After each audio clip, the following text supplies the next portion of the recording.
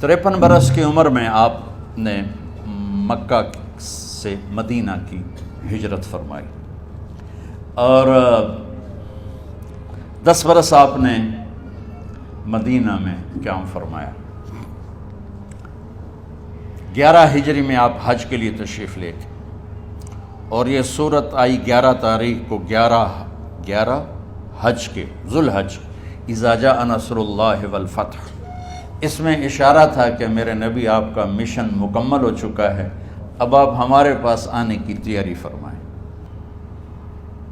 29 محرم صفر 29 صفر عصر کی نماز کے بعد ایک جنازہ تھا۔ اس جنازے کو پڑھانے کے بعد اس کو دفن کے لیے آپ جنت البقیع تشریف لے گئے۔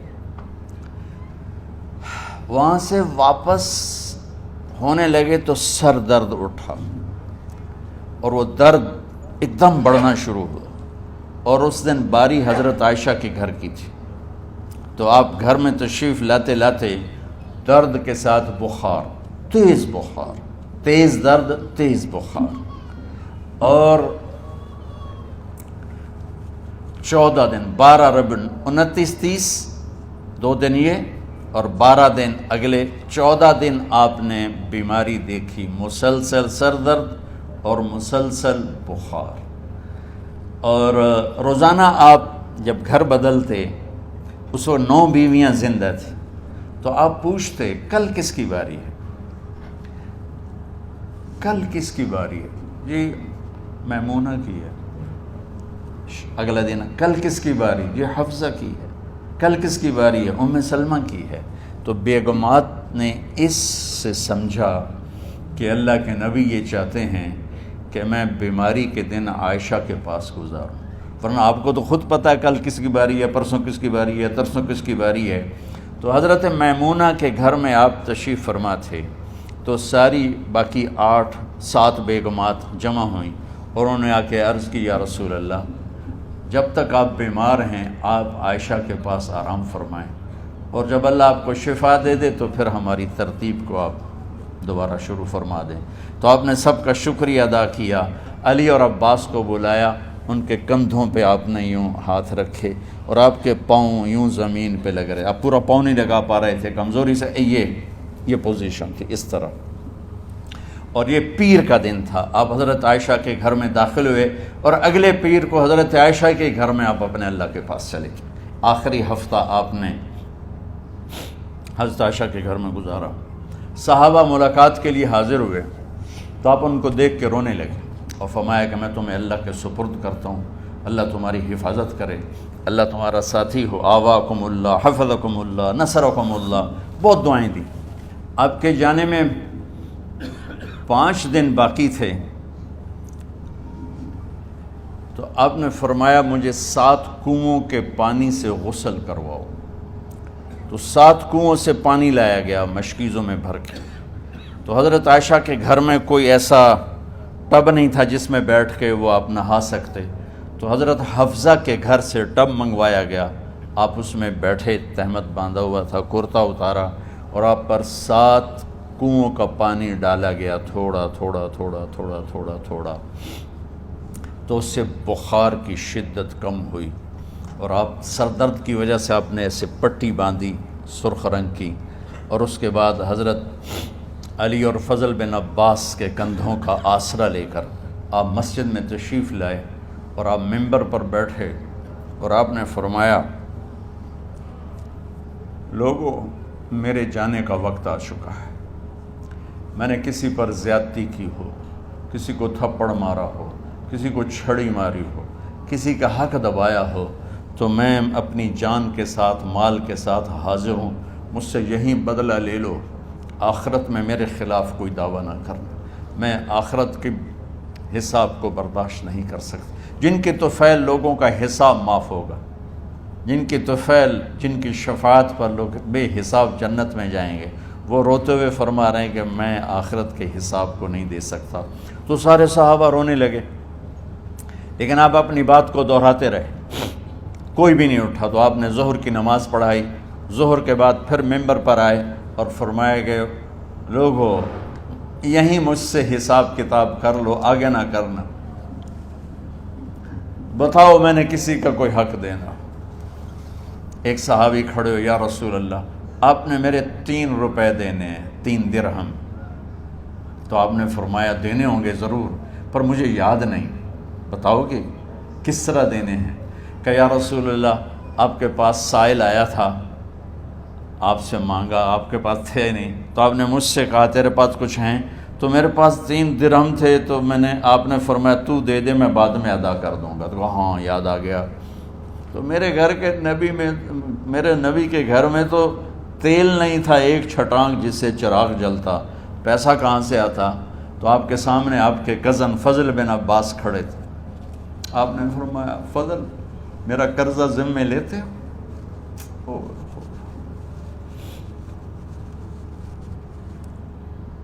جن کے لیے کائنات سجائی گئی، جنت کی چابیاں جن کو پکڑائی گئیں، جاتے ہوئے 3 روپے دینے کی ہمت نہیں تھی۔ کہا فضل میرا قرضہ ذمے لیتے ہو؟ کہا جی یا رسول میں اپنے ذمے لیتا ہوں۔ کہا اس سے لے لینا۔ آپ گھر تشریف لے گئے، نماز کے لیے آتے تھے، پڑھاتے تھے۔ جمعرات کو عشاء کی نماز پڑھانے کے لیے اٹھ نہیں سکے، گر گئے،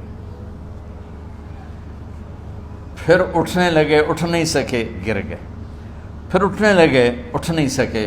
تو آپ نے فرمایا ابو بکر سے کہو نماز پڑھائے، عشاء کی نماز۔ ابو بکر ذرا پیچھے کھڑے تھے، عمر آگے کھڑے تھے۔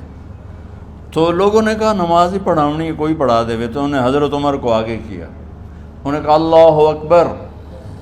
جب حضرت عمر کی تکبیر سنی تو آپ نے اندر سے زور سے فرمایا عمر کو پیچھے کرو، ابو بکر کو آگے کرو، میرے رب کا فرمان ہے میرے مصلی پر ابو بکر کے سوا اور کوئی کھڑا نہیں ہو سکتا۔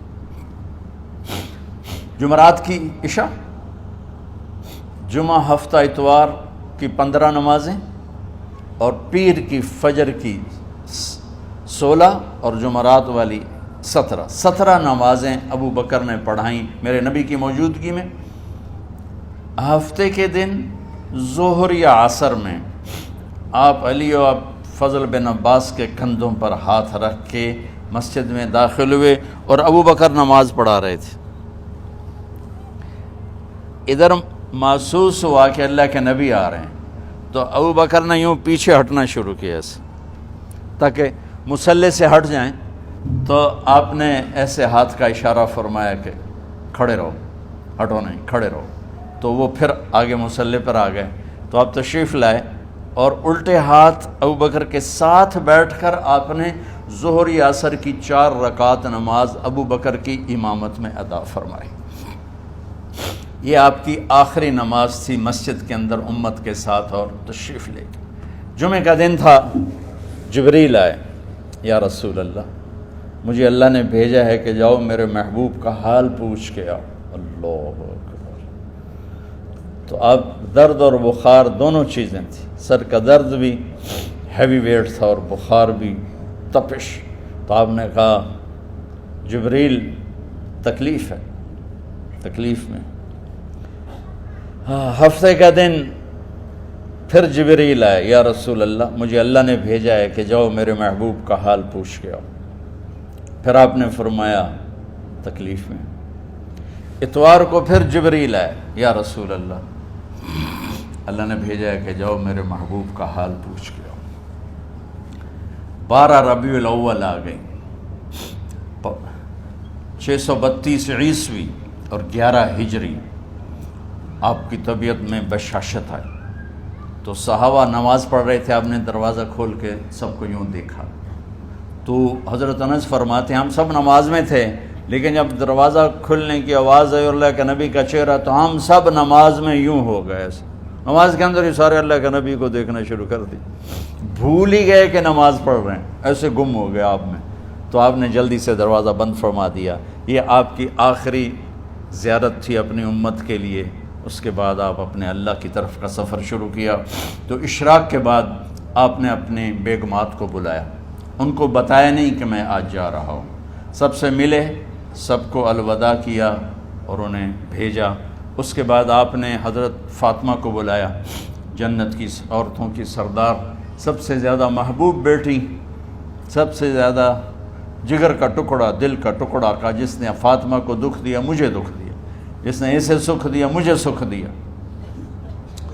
ہاں، ان کو قریب کا، بیٹی قریب ہو، تو ان کے کان میں کہا میں جا رہا۔ وہ رونے لگی، تو ہم نے کہا رو نہیں، چند دنوں کے بعد تیری میری ملاقات ہو جائے گی سب سے پہلے۔ تو 6 ماہ بعد حضرت فاطمہ کا بھی 24 سال کی عمر میں یا 25 سال کی عمر میں انتقال ہو گیا۔ ان کو رخصت فرمایا، پھر آپ نے داماد مولا علی کو بلایا، ان کا سر اپنی گود میں رکھا اور ان کے سر پہ اور کمر پہ ہاتھ پھیرتے رہے اور ان کو دعائیں دیتے رہے۔ آہستہ آہستہ تھی، آواز اونچی نہیں تھی، پست آواز تھی، اور یوں سر پہ کمر پہ، سر پہ کمر پہ، اور دعائیں دے رہے ہیں۔ ان کو رخصت فرمایا، آخر میں اپنے جگر کے ٹکڑے حسن اور حسین کو بلایا، جو ہی سینے سے لگایا آنسو شروع ہو گئے۔ بیویوں کو رخصت کیا، خاموش، بیٹی کو رخصت کیا، خاموش، داماد کو رخصت کیا، خاموش، جو ہی بچوں کو سینے سے لگایا تو آپ کے آنسو نکلنا شروع ہوئے کہ ایک زہر میں تڑپ تڑپ کے مرے، ایک کا سر کٹ کے نیزے پہ چڑھا۔ میرے نبی آگے آنے والے زمانے میں دیکھ رہے تھے کہ میرے بچوں کے ساتھ کیا ہونے والا ہے، اس پر آپ بے قرار ہو کر روئے، بولے کچھ نہیں۔ ان کو بھی رخصت فرما دی۔ جب وہ چلے گئے تو جبریل آ گئے، یا رسول اللہ، باہر ملک الموت دروازے پر کھڑا ہے، اندر آنے کی اجازت چاہتا۔ تو آپ نے فرمایا آ جائے، میں نے کب روکا؟ تو ملک الموت اندر آیا، ایک فرشتہ اور بھی تھا، کہا السلام علیکہ یا رسول اللہ، یا رسول اللہ میں آپ کو سلام پیش کرتا ہوں، میں نے کبھی کسی کو سلام نہیں کیا۔ آپ کے رب نے فرمایا جب جاؤ تو اجازت لے کے جانا، بن اجازت اندر نہ جانا، میں کبھی کسی سے اجازت نہیں لیتا۔ اللہ تعالیٰ نے فرمایا آنا چاہیں تو لے آنا، رہنا چاہیں تو چھوڑ کے آ جانا، یہ اختیار اللہ نے کبھی کسی کو نہیں دیا، آپ پہلی اور آخری ہستی۔ تو آپ نے فرمایا اگر میں اجازت دے دوں تو میری جان نکالو گے؟ کیا جی میں تو اللہ کے امر کا پابند۔ تو آپ نے جبریل سے پوچھا کیا کہتے ہو، تم کیا کہتے ہو؟ جبریل نے کہا یا رسول اللہ، اللہ آپ کی ملاقات کے شوق۔ سبحان۔ میرے بھائی بہنوں، اللہ سے یہ دعا کیا کرو کہ اللہ ایسی موت دے جب جانے کا وقت ہے تو ہماری ملاقات کے شوق میں ہو۔ ایک صحابی کا انتقال ہوا، آپ نے ان کی قبر پہ جا کے یہ دعا کی، یا اللہ طلحہ جب تیری بارگاہ میں پیش ہو تو اسے دیکھ کے مسکرائے، یہ تجھے دیکھ کے مسکرائے، سارے دکھ درد دور ہو جائیں۔ تو جبریل بولے یا رسول اللہ، اللہ آپ کی ملاقات کے شوق میں۔ آپ نے فرمایا جاؤ اللہ سے پوچھ کے آؤ میرے بعد میری امت کے ساتھ کیا کرے گا، جاؤ پوچھ کے آؤ حسن حسین کے ساتھ کیا کرے گا۔ یہ پوچھنا، ہر کوئی اپنے بچوں کو یاد کرتا، مرنے والے بچوں کو یاد کر، بچے میلاد۔ میرے والد اچانک ہارٹ اٹیک میں فوت ہو گئے تو ہماری بہنیں موجود نہیں تھیں، میری 2 بہنیں، تو میرے والد بار بار کہتے میری دھیاں مینوں ملا دیو، میری دھیاں مینوں ملا دیو۔ اور میرے نبی نے کہا میری امت کا مجھے بتاؤ پہلے کیا کرو گے؟ حسن حسین کا نہیں کہا، جن کو ذبح ہوتے بھی دیکھا، زہر میں تڑپتے بھی دیکھا۔ واہ یا رسول اللہ، آپ نے کیا وفا کی اور ہم نے کیا صلہ دی، سارے خنجر انہی کے سینے میں ہی اتار دیے، ہر تیر کھینچ کے آپ کے جگر کے پار کیا، ہر نافرمانی کا ٹھیکہ لے لیا۔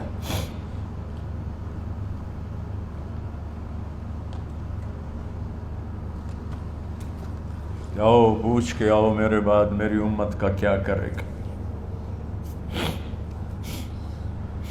تو جبریل جا کر پیغام لائے کہ اللہ تعالیٰ فرما رہے ہیں ہم آپ کی امت کو تنہا نہیں چھوڑیں گے. میرے رب کی عزت کی قسم خواتین و حضرات، میرے رب کی عزت کی قسم، میرے نبی یہ بات نہ اٹھاتے تو کوئی ہم میں خنزیر بنتا، کوئی بندر ہو جاتا، کوئی کتا ہو جاتا، کوئی سانپ بچھو بن جاتا. اس کملی والے پہ درود و سلام پڑھو جس نے اولاد کو پیچھے کر کے تمہیں اللہ سے مانگا. جب تک اللہ نے یہ نہیں کہا کہ آپ کی امت کے بارے میں راضی کر دوں گا، آپ نے فیصلہ نہیں کیا کہ چلو ملک الموت اللہ کی تقدیر کو پورا کرو. اور جاتے ہوئے 2 نصیحتیں فرمائیں، وہ بھی بچوں کے لیے نہیں، بیویوں کے لیے نہیں، امت کے لیے. الصلاۃ وما ملکت ایمانکم، اے میری امت نماز نہ چھوڑنا، نوکروں سے اچھا سلوک کر. حقوق اللہ نماز، حقوق العباد غریب لوگ کا فرمایا غریبوں پہ ترس کھانا، اپنے نوکر ملازم غلاموں پہ ترس کھانا، اور نماز نہ چھوڑنا، نماز نہ چھوڑنا، نماز نہ چھوڑنا، نماز آخر الفاظ سے نماز نہ چھوڑنا، نماز نہ چھوڑنا، نماز نہ چھوڑنا. اور اب حضرت عائشہ کے سینے پر اس طرح نیم دراز تھے. حضرت عائشہ یوں سیدھا بیٹھی ہوئی تھی. اب فرمایا کل مجھے فخر حاصل ہے، مات فی سحری و نحری، میرے نبی نے میری گردن اور سینے کے درمیان اللہ کو جان پیش کی. آپ اس طرح نیم دراز تھے. تو تھوڑی دیر پہلے عبد الرحمن بن عوف آئے، آپ کے عبد الرحمن بن ابو بکر آئے، آپ کے ہاتھ میں تازہ مسواک تھا. تو آپ مسواک بہت فرماتے تھے. تو آپ اتنے کمزور ہو چکے تھے کہ بولا نہیں جا رہا تھا. تو آپ کی نظریں مسواک پہ ٹک گئیں، دیکھے جا رہے ہیں، مسواک کو دیکھے جا رہے ہیں. حضرت عائشہ نے محسوس کیا کہ نظریں مسواک پر ہیں. تو کہا یا رسول اللہ اب مسواک کرنا چاہتے ہیں. تو آپ نے تو حضرت عائشہ نے اب بھائی سے لے کر وہ لکڑی اور اپنے منہ میں چبائی اور آپ کے منہ میں اس طرح کر کے خود چلائی. کہا میں وہ خوش قسمت ہوں جس کا لعاب آخری غذا تھی جو میرے نبی کے منہ میں گیا، وہ حضرت ام عائشہ کا لعاب مبارک تھا. اور پھر اس کے بعد اگلا یہ سارا واقعہ ہوا.